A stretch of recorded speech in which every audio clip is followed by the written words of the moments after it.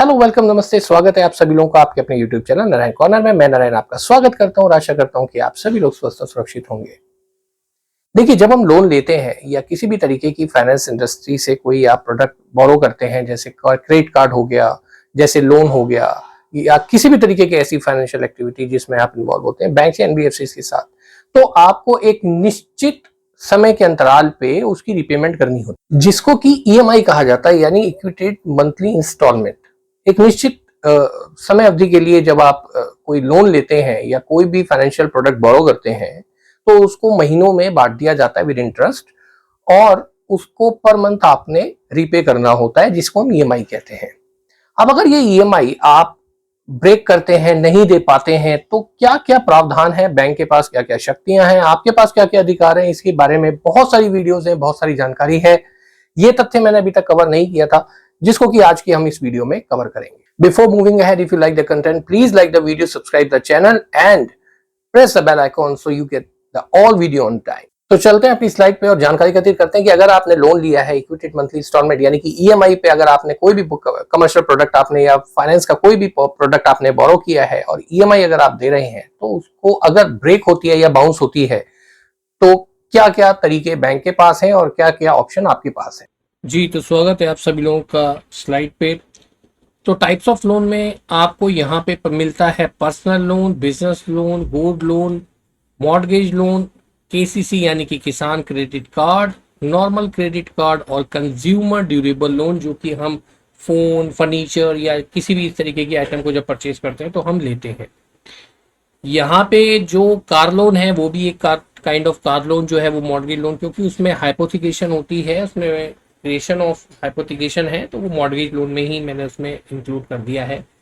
तो ये वो टाइप्स ऑफ लोन है यहाँ पे जो कि हम लोग यहाँ पे कैप्चर करेंगे। अब पर्सनल लोन के बारे में मैं बताऊं कि पर्सनल लोन जो होता है सबसे पहले 1 मंथ से लेकर के 72 मंथ के लिए होता है, राइट। बिजनेस लोन जो होता है, और ये जो लोन है ये सैलरीड के लिए है, सैलरीड के लिए है।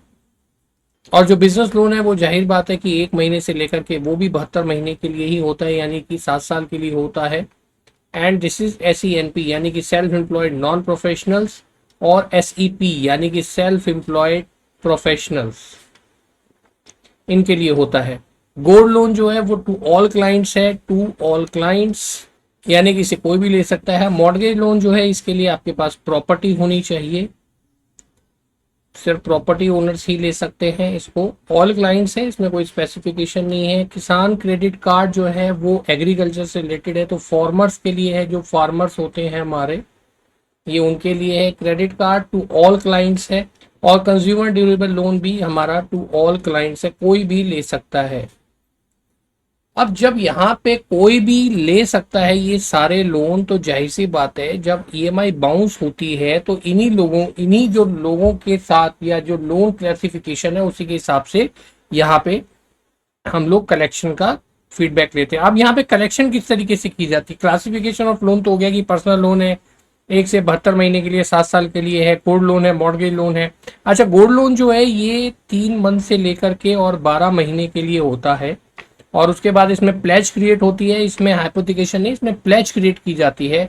लोन आप गोल्ड लोन ले रहे हैं उसमें प्लेज क्रिएट होगी, 3 महीने से लेकर 12 महीने के बीच की आपकी इसमें अवधि होगी, और उसके बाद आपको दोबारा से रिन्यू करानी पड़ती है। मॉर्गेज लोन जो होता है वो प्रॉपर्टी के अगेंस्ट होता है, यानी कि इसमें होम लोन हो सकता है, इसमें लोन अगेंस्ट प्रॉपर्टी हो सकता है। ये जो है आपका 6 महीने से लेकर के और 300 महीने तक होता है। तो यहाँ पे इसकी अवधि सबसे ज्यादा है, 300 महीने तक आप ले सकते हैं। होम लोन है तो 300 महीने तक जाएगा, और अगर लैप है तो 20 साल मैक्सिमम जा सकता है। यानी कुछ एनबीएफसीज हैं जो लोन अगेंस्ट प्रॉपर्टी 20 साल यानी 240 महीने के लिए भी दे रही हैं। तो यहाँ पे लैप और एचएल की क्लासिफिकेशन होगी। किसान क्रेडिट कार्ड है, जो किसान होते हैं, जो किसानी कर रहे हैं, उनके लिए है सिर्फ स्पेशली, लेकिन इसमें पेमेंट की रियायत दी जाती है अगर आपकी फसल बर्बाद हो जाए, या आपकी तो फसल के लिए जो क्रेडिट कार्ड यूज करते हैं, जो बीज खरीदने के लिए, फसल खरीदने के लिए, या जो उसमें इक्विपमेंट है उसको खरीदने के लिए, किसान क्रेडिट कार्ड के थ्रू लोन भी मिलता है, और किसान क्रेडिट कार्ड की एक लिमिट होती है, अगर उसे यूज करते हैं तो अमूमन इसमें देखा गया है कि इसमें आपकी बाउंसिंग होती है या डीपीडीज होती हैं, जिसको कि अभी तक हम लोगों ने डिफॉल्ट कैटेगरी में नहीं डाला है। हालांकि ये डिफॉल्ट होता है, लेकिन सरकार इसको, जो राज्य सरकारें हैं, जो केंद्र सरकारें हैं, वो 2 साल 3 साल में अपने आप इसको माफ कर देती हैं। तो इसलिए हम कैटेगराइज में इसको नॉमिनल लेके चलते हैं। क्रेडिट कार्ड और consumer durable loan. Credit card जो टू ऑल क्लाइंट्स है, क्रेडिट कार्ड सभी को मिल सकता है। इसमें जो भी बाउंसिंग है, उसमें डीपीडी होती है, उनकी क्लासिफिकेशन अंडर कलेक्शन आगे हम लोग आपको बताएंगे। और इसमें कंज्यूमर ड्यूरेबल लोन, इसमें भी आपकी कलेक्शन जो है नॉर्मल प्रोसीडिंग में चलती है, जो कि हम आगे पढ़ेंगे। तो इन जो लोन्स हैं, इनकी क्लासिफिकेशंस है जो हम लोग यहाँ पे आज देखेंगे कि अगर ईएमआई बाउंस होती है या डीपीडीज आती हैं तो किस तरीके से आगे का प्रोसीजर रहता है। चलते हैं नेक्स्ट स्लाइड की तरफ। अब यहाँ पे अनसिक्योर्ड लोन, यानी कि अनसिक्योर्ड लोन में मैंने आपको बताया कि या तो पीएल होगा या फिर बीएल होगा। सिक्योर्ड लोन की मैं बात कर रहा हूं। यहाँ पे 0 to 30 डीपीडी, डीपीडी का मतलब होता है डिले पेमेंट डेज, यानी कि डिले पेमेंट डेज, कितने आपके दिन हैं जो कि आपकी पेमेंट से डिले हुए। यानी कि अगर आपकी ईएमआई जो लगती है 5 तारीख को लगती है और आपने ईएमआई पे करी है इसी महीने की 25 तारीख को, फॉर एग्जाम्पल आपने पे किया है, तो आपके जो डीपीडीज आएंगे यहाँ पे 20 दिन के आएंगे, 20 डेज। ये डीपीडी आपके रिपोर्ट होंगे, क्योंकि 5 तारीख को ईएमआई पे करनी थी, आपने 25 तारीख को पे की है, तो 20 डीपीडीज यहाँ पे आएंगे। यानी 0 to 30 डीपीडी की कैटेगरी में आता है, जो कि हमारी सबसे फर्स्ट कैटेगरी होती है। इसके बाद हमारी सेकंड जो कैटेगरी आती है 30 to 60 डीपीडीज, यानी कि यहाँ पे आपकी जो डीपीडी है वो 30 दिन यानी कि 30 डेज क्रॉस कर गई है। यानी कि 5 तारीख को आपकी ईएमआई पे होनी चाहिए थी, वो ये 5 तारीख तो क्रॉस कर गई, यानी कि नेक्स्ट मंथ की भी, ये पूरा महीना आपने नहीं दिया, इस महीने की ईएमआई भी आपने क्रॉस कर दी। यानी कि सरल शब्दों में अगर मैं कहूं तो अगर आपकी एक ईएमआई 5 तारीख को अगर ड्यू होती है, आप पूरा महीना निकाल देते हैं, उस पूरे महीने में आप पे नहीं करते, 30 तारीख भी निकल जाती है, महीने का आखिरी दिन निकल जाता है और आप अगले महीने की 5 तारीख पे आ जाते हैं, तो वो 30 डीपीडीज क्रॉस कर जाती है। यानी एक महीने की आपकी एक ईएमआई तो खड़ी हो ही गई, दूसरी ईएमआई भी आपकी यहाँ पे बाउंस हो गई। तो इस ये दूसरी ईएमआई के बाउंस होते ही आप 30 to 60 डीपीडी में एंटर कर जाते हैं, यानी कि ये है स्टेज 2 आपकी बाउंसिंग की। अब यहाँ पे 30 से 60 आपकी डीपीडी हो समझ में आ गई। इसी तरीके से थर्ड स्टेज आती है आपकी 60 to 90 डीपीडीज, यानी कि आपने दूसरी ईएमआई भी आप बाउंस कर गए, राइट। अब दूसरी ईएमआई आप बाउंस कर गए तो यहाँ पे पहली 5 तारीख को लगती है, वो आपने नहीं दी, दूसरी भी 5 तारीख को लगती है, वो भी आपने नहीं दी, तीसरी भी आपने जो है यहाँ पे अब ये 30 दिन की डीपीडी यहाँ पे आके हो जाती है आपकी। नेक्स्ट जो थर्ड ईएमआई आती है यहाँ पे आते ही आपकी 30, 60 और ये आ गया आपका 90। ये जरा ध्यान से समझिएगा कि 0 to 30 आपके जो है यहाँ पे पहली ईएमआई, जब पहली ईएमआई बाउंस हुई तो आपके 0 to 30 में आ गया, दूसरी ईएमआई आई तो आपका 60 डीपीडी में आ गया, और अगर आप दूसरी 2 ईएमआई भी नहीं देते और आप क्रॉस कर जाते हैं तो आप 90 डीपीडी में आ जाते हैं। यानी कि आपका लोन अब एनपीए होने की कगार पे आ चुका है। अब इन केस आप यहाँ पे जनाब 90 डेज भी क्रॉस कर जाते हैं, यानी कि पहली आप 5th को आपको ईएमआई देनी थी, आपने नहीं दी, दूसरी ईएमआई आती है 5th को, आप वो भी नहीं दे पाए, तीसरी ईएमआई आती है आपकी 5th को, अब आप तीसरी कंडीशन में आए कि आप ये भी नहीं दे पाए, यानी कि आपकी 0 to 30, 30 to 60, 60 to 90 आप क्रॉस कर गए।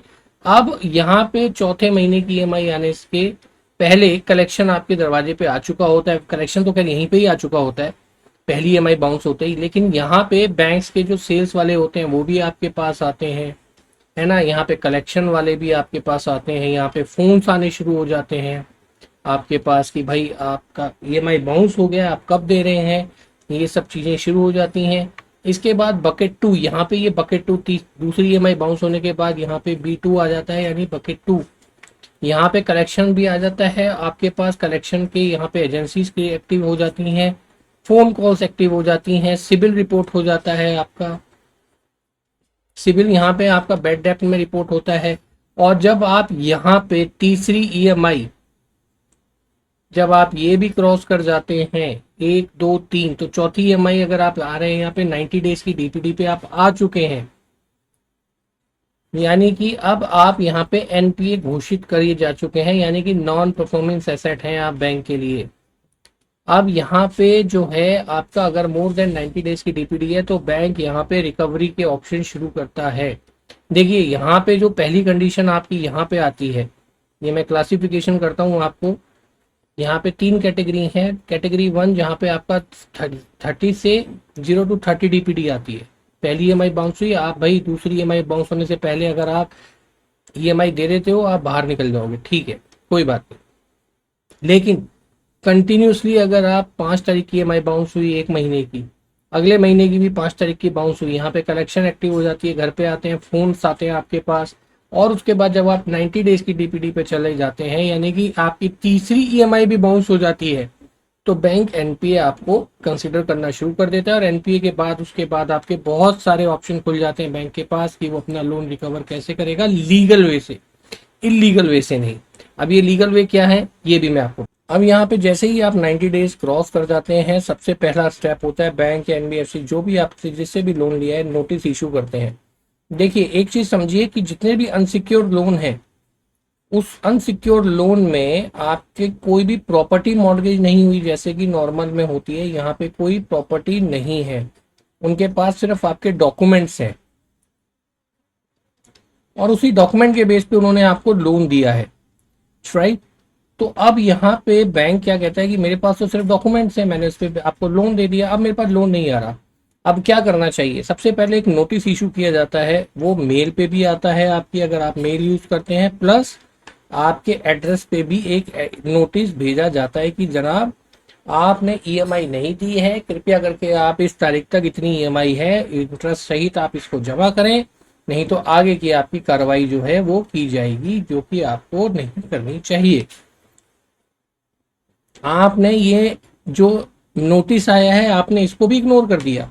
अब बैंक के पास आपके सिक्योरिटी चेक्स होते हैं, भाई सिक्योरिटी चेक ऐसे ही थोड़े ना दिए हैं रखने के लिए, वो सिक्योरिटी चेक इसीलिए बने लिए जाते हैं जब आपका लोन बाउंस हो जाता है तो वो क्या करते हैं, बैंक हमेशा 3x के हिसाब से लेता है, 3 ईएमआई बाउंस हो चुकी हैं तभी लगाता है, यानी आपकी ईएमआई जो आपकी है उसका 3x वो पहला चेक लगाता है। यानी कि अगर आपकी ईएमआई 10,000 है तो वो 30,000 रुपए का, क्योंकि 3 ईएमआई तो ऑलरेडी बाउंस हो चुकी है ना आपकी, तो यहाँ पे 30 डेज आपने देख ही लिया होगा, 90 डेज से ऊपर के डीपीडीज पे वो ये कदम उठा रहा है। सिक्योरिटी चेक में से ईएमआई का 3x, यानी कि जो सिक्योरिटी चेक्स दिए जाते हैं उसमें 3 ईएमआई के हिसाब से वो पहला चेक लगाता है। पहला चेक आपका लगेगा, फर्स्ट चेक जो कि बाउंस होगा, जाहिर सी बात है जब एक ईएमआई नहीं जा रही तो 3 कहां से जाएंगी। उसके बाद बैंक प्रोसीड करता है under section 138 negotiable instrument act, जिसके तहत आप पे कार्रवाई शुरू की जाती है। यहाँ पे अब आप लीगल डिफॉल्ट हो जाते हैं। अब जब आपका ये चेक भी बाउंस हो जाता है तो जो लोन रिकॉल नोटिस है वो आपका जारी किया जाता है, यानी कि यहाँ पे एक नोटिस जारी किया जाता है कि आपने भाई 5 लाख का लोन लिया था, आपकी ईएमआई बाउंस हो गई, आपका एक चेक जो सिक्योरिटी चेक्स है वो बाउंस हो गए, तो we issued a letter to you that all loan has to be repaid by you by this time bound. तो यहाँ पे लोन रिकॉल का नोटिस आता है कि हम लोन वापस मांग रहे हैं अपना, आप लोन दीजिए। अब यहाँ पे आप इसको भी इग्नोर कर देते हैं। नेक्स्ट स्टेप एनबीएफसी का क्या होता है, डीएलएन यानी डिमांड लीगल नोटिस। यहाँ पे अब यहाँ पे लिटिगेशन शुरू हो जाता है, यानी कि लीगल एंट्री शुरू हो चुकी है। अब आपको कोर्ट की प्रोसीडिंग में जाना पड़ेगा, अगर आप तय समय पे नहीं देते हैं तो डिमांड लीगल नोटिस यानी बैंक के जो लॉयर्स हैं वो आगे की कार्रवाई यहाँ से टेकअप कर लेते हैं। यहाँ तक का आपका 90 डेज के बाद का प्रोसेस है कि ये किस तरीके से यहाँ पे आगे की पूरी कार्रवाई बैंक अब करेगा। अब इससे आगे क्या है, अब यहाँ पे आप देखेंगे कि ये तो मैंने अनसिक्योर लोन का बताया था, यहाँ पे सिक्योर लोन का बता रहा हूँ। सिक्योर लोन का मतलब हो गया कि जो आपके एचएल हो गया, राइट, लैप हो गया, जो जहाँ पे आप प्रॉपर्टी देते हैं वो आपका सिक्योर लोन में आता है। अगर यहाँ पे भी आपका 90 डेज प्लस हो जाता है, 90 प्लस की अगर आपकी डीपीडी आती है तो बैंक क्या करता है, तो सबसे पहले वही प्रोसेस पहले करेगा, आपका एक सिक्योरिटी चेक जो है वो लगाएगा, जो कि under section 138 negotiable instrument act जो हमारा है NEA, उसके तहत कार्रवाई की जाएगी। उसके बाद आपका लोन रिकवरी नोटिस आपको इशू किया जाता है और उसके बाद डिमांड लीगल नोटिस आता है, यानी कि यहाँ पे लिटिगेशन आपका शुरू हो जाता है। यहाँ से आपका लीगल प्रोसेस शुरू हो जाता है।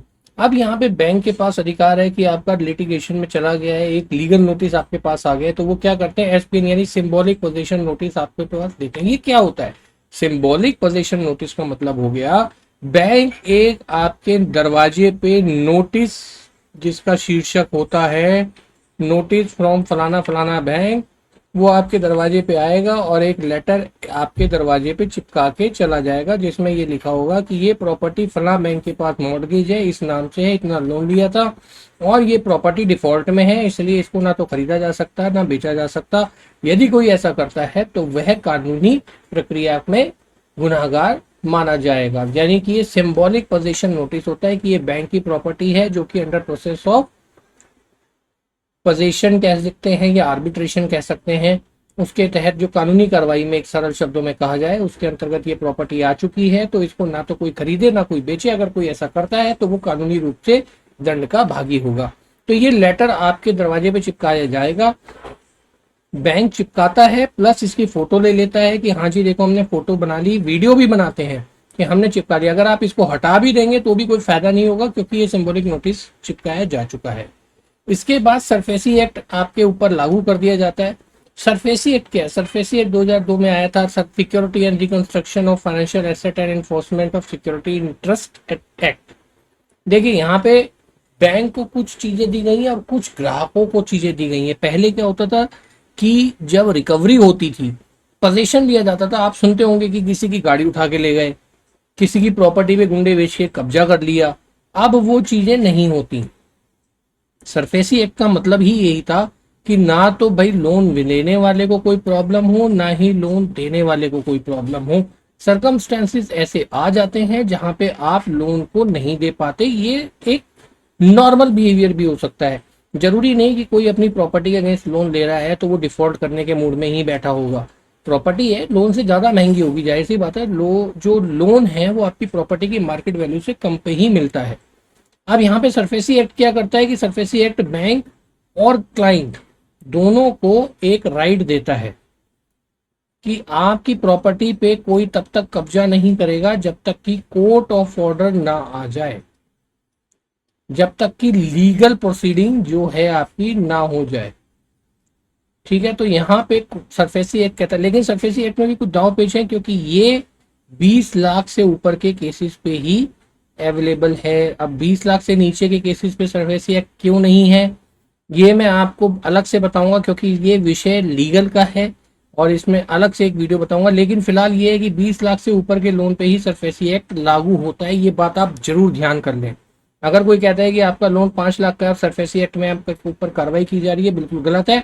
ऐसा नहीं, हाँ वो दूसरे तरीके से कर सकते हैं, कॉन्ट्रैक्ट ब्रीचिंग के अंदर कर सकते हैं, एग्रीमेंट ब्रीच ऑफ जो कॉन्ट्रैक्ट एक्ट है उसके अगेंस्ट कर सकते हैं, लॉ ऑफ टॉर्ट पे कर सकते हैं। लॉट ऑफ वे जिसमें वो लीगली आपके ऊपर कार्रवाई करेंगे, लेकिन सरफेसी में 20 लाख से ऊपर पे ही कार्रवाई होती है।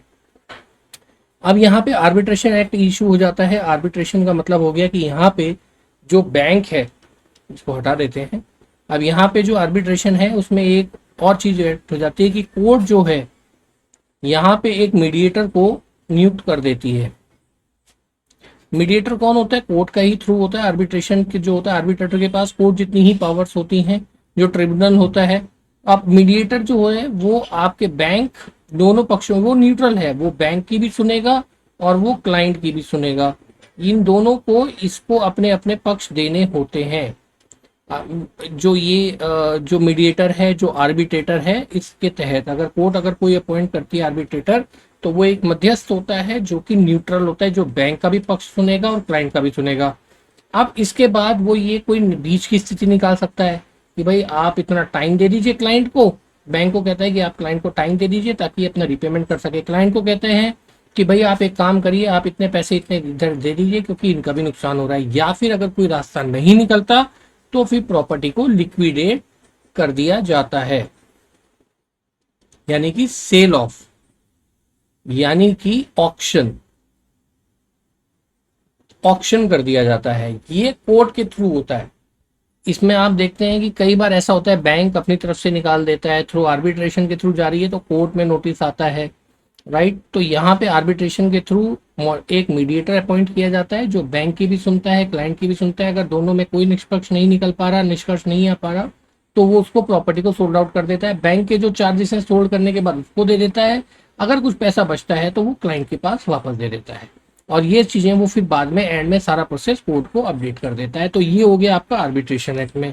आप डीआरटी यानी डेप्ट रिकवरी ट्रिब्यूनल, ये भी एक तरीके का कोर्ट का ही प्रोसेस है, लेकिन ये ट्रिब्यूनल है जिसपे कोर्ट जितनी पावर होती है। देखिए रेगुलर कोर्ट के पास इतना टाइम नहीं होता, लेकिन डेप्ट रिकवरी यानी डीआरटी में स्पेशलाइज्ड होती हैं, उनमें इसी तरीके के केस सुने जाते हैं। तो सबसे पहले आपका टाइम बचता है और उसके बाद आपका जो मनी है वो बचती है, क्योंकि नॉर्मल लिटिगेशन में बहुत पैसे लगते हैं।